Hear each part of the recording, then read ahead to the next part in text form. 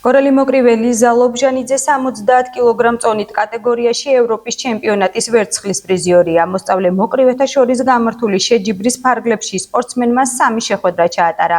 აღსანიშნავია, რომ გასულ წელს გამართულ ევროპის ჩემპიონატზე გორელმა მოკრივემ ბრინჯაოს медალი მოიპოვა.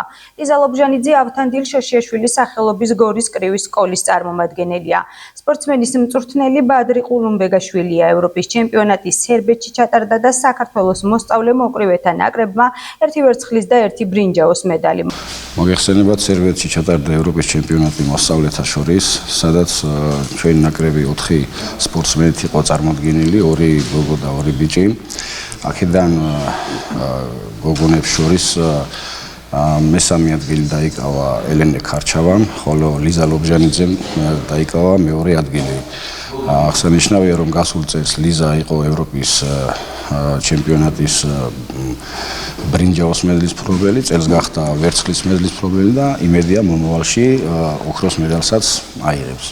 მონაწილეობა მივიღე ევროპის ჩემპიონატზე, რომელიც ჩატარდა სერბეთში, ქალაქ სლატიბორში. ჩავატარე 2 ბრძოლა და დავიკავე მეორე ადგილი. შემდეგში ვეცდები, რომ ჩემი შედეგი გავაუმჯობესო, დავასახელო საქართველო და დიდი მადლობა მინდა გადაუხადო ჩემს მწვრთნელს ბადრი ყულუმბეგაშვილს და ყველა იმ ადამიანს, რომელმაც ჩემს წარმატებაში წვლილი შეიტანა.